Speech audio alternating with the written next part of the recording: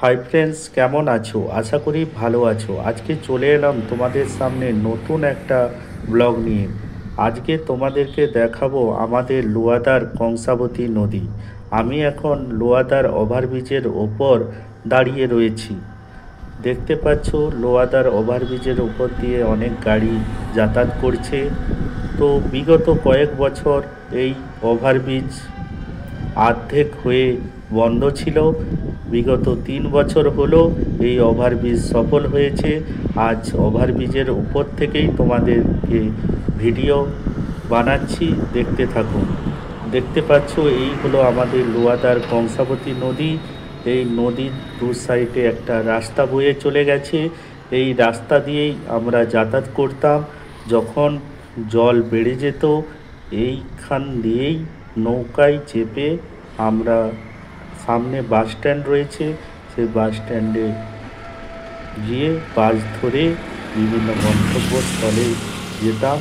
দেখতে পাচ্ছ লোয়াদার জল রয়েছে, সেখানে কিছু সংখ্যক মানুষ মাছ ধরছে। খুবই সুন্দর লাগছে।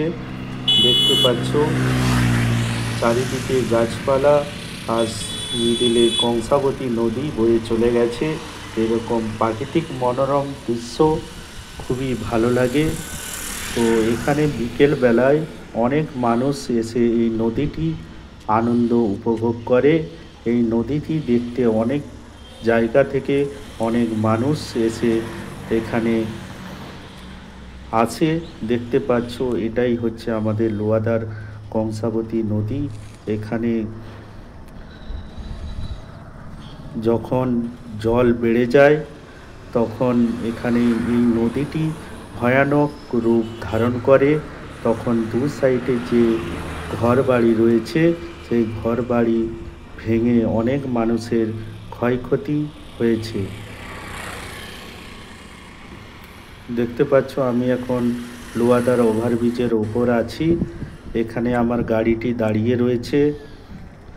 তো আজকে তোমাদেরকে এই খুব সুন্দর একটা জায়গা দেখালাম।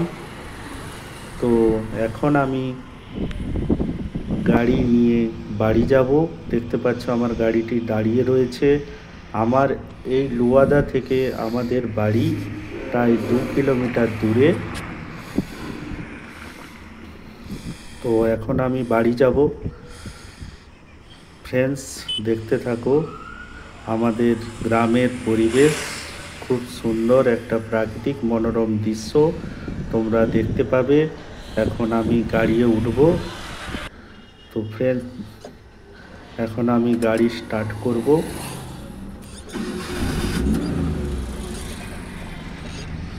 তোমরা ব্লগটি কন্টিনিউ দেখতে থাকুন। আর ব্লগটি যদি তোমাদের ভালো লেগে থাকে তো লাইক, শেয়ার, কমেন্ট করে জানাবে কেমন লাগলো আমার ব্লগটি। তো এখন আমি যাচ্ছি আমার বাড়ির দিকে। এখান থেকে আমার বাড়ি 2 কিলোমিটার দূরে অবস্থিত। এই লোয়াদার পরে রয়েছে বিজু কামারশাল, তারপরেই রয়েছে গোলগ্রাম। সেই গোলগ্রামে আমার বাড়ি। তো এখন আমি ঢাল থেকে নামছি। দেখুন ফ্রেন্ডস, ঢালটি অনেক বড়, কারণ আমাদের যে এই লোয়াদার ওভারব্রিজটি করেছে অনেকটা হাইটে। তো হাইট থেকে মেজারমেন্ট করতে অনেকটা দূর থেকে ঢালটা নিতে হবে। তাই ঢালটা অনেকটাই বড় করেছে। তো দেখুন ফ্রেন্ডস, অনেকটা জায়গা থেকে এই ঢালটা নেওয়া হয়েছে। এখনও ঢাল থেকে নামছি। দেখুন ফ্রেন্ডস, দু সাইডে যে ঘরবাড়ি রয়েছে এই ঘরবাড়িগুলো তখন এতটা ঘরবাড়ি এখানে হয়নি। চারিদিকে বন জঙ্গলে ঘেরা ছিল। যা পোলটা চালু হয়েছে, তো এখানে অনেক মানুষ ঘরবাড়ি করে আছে। দেখতে পাচ্ছ ফ্রেন্ডস, এই হলো বিজু। আমি বিজু চলে এলাম। প্রায় ওভারব্রিজ থেকে 1 কিলোমিটার দূরে চলে এলাম। এটা হচ্ছে বিজু কমার্শিয়াল। আমি বিজু কমার্শিয়াল পেরিয়ে যাচ্ছি। তো এই সাইডে রয়েছে আমুল ফ্যাক্টরি। আমুল ফ্যাক্টরি পেরিয়ে চলে যাচ্ছি। দেখতে থাকো ফ্রেন্ড, দু সাইডে সবুজ সবুজ গাছপালা আর মিডিল দিয়ে রাস্তা, খুব সুন্দর লাগছে।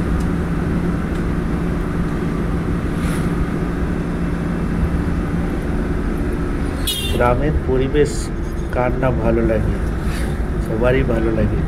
তো আমার তো বেশ ভালো লাগছে। তো এখন আমি আমাদের গোলগ্রাম বাজার আর কিছুটা দূরেই অবস্থিত, আমি সেই গ্রামে যাচ্ছি। আমাদের গ্রামের নাম গোলগ্রাম।